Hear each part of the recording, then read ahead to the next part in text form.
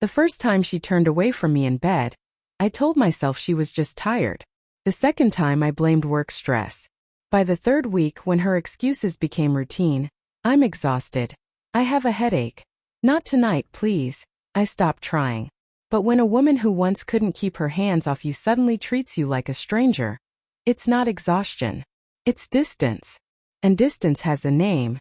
It just hadn't revealed itself to me yet. Maya and I had been married for 7 years.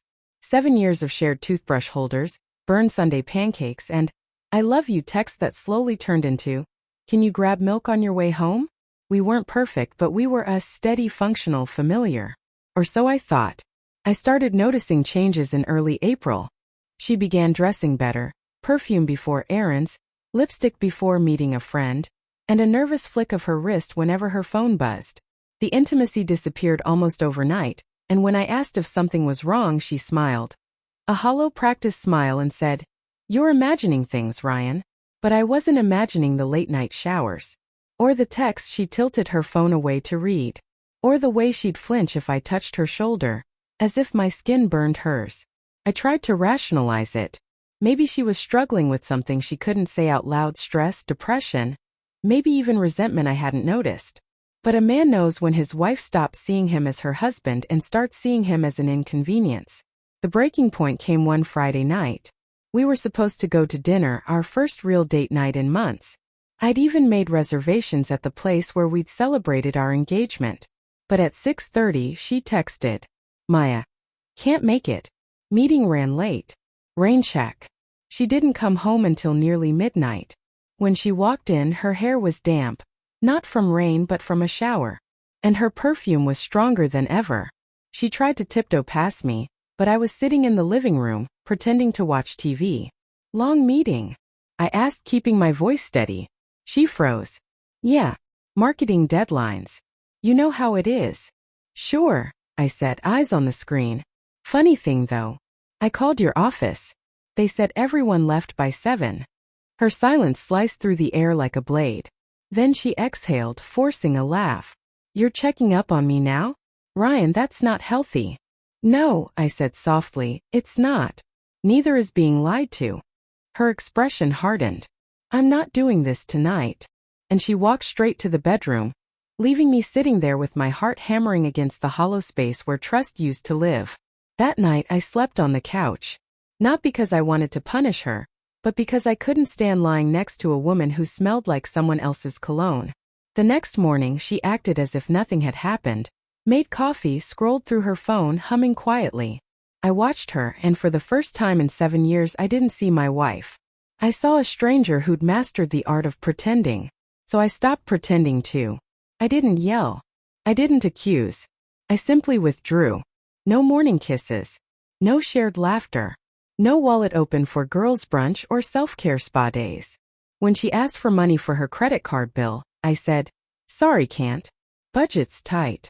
When she mentioned her upcoming weekend with friends, I said, "Cool. You'll have to cover your own hotel this time." The shock in her eyes the first time I said no was almost satisfying. "What's going on with you?" she demanded one evening, slamming her phone on the counter. "You've been distant, cold. You barely even talk to me anymore." I looked up from my laptop.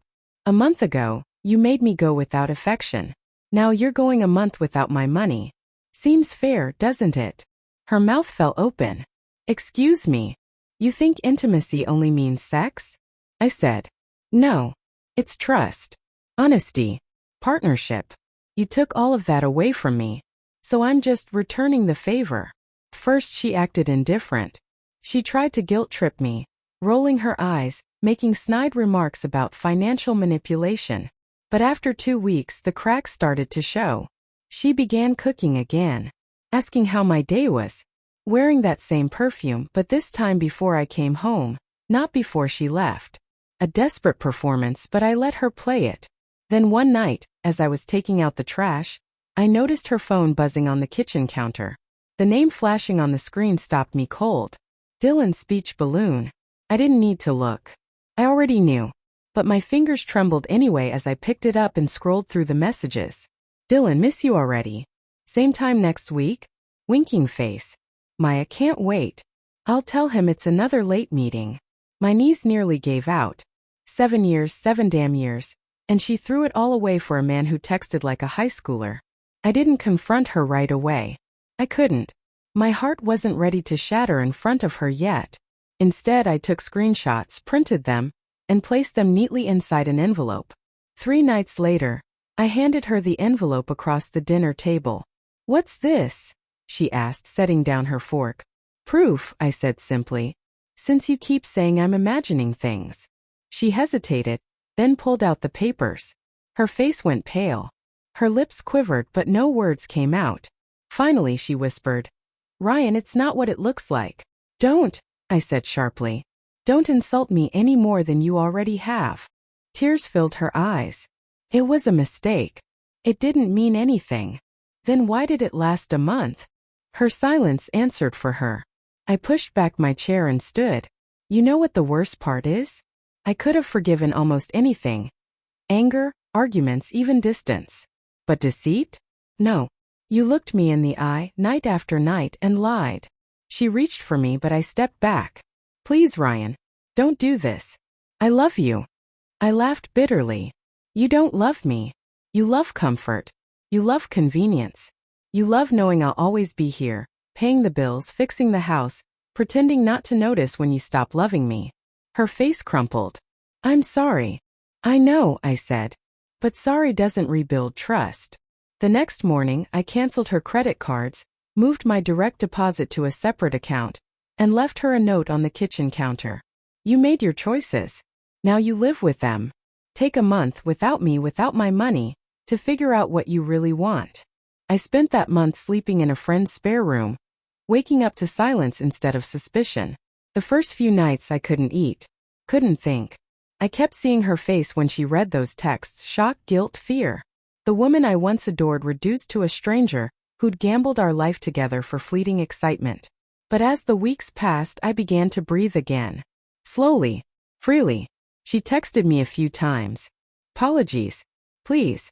Promises to change. I didn't respond, because healing doesn't come from hearing, "I'm sorry." It comes from realizing you deserve better than to be someone's backup plan. A month later, she showed up at my friend's place, eyes red, voice shaking. "I've been seeing a therapist," she said. "I ended it with him. I'm trying, Ryan. Please come home." For a moment, I almost wanted to believe her. The vulnerability in her voice reminded me of the woman I married, the one who used to trace circles on my chest at night and whisper dreams about growing old together. But trust, once broken, isn't something you tape back together with tears and therapy receipts. "I'm glad you're getting help," I said quietly. "But home isn't a place anymore. It's something we destroyed together." Her tears spilled over, and she nodded, as if she already knew. When she walked away that day, I didn't stop her. Because sometimes the most painful part of love isn't losing someone. It's realizing they were gone long before you ever let them go. And as I closed the door behind her, the silence that followed wasn't empty. It was peace, earned, painful, and long overdue.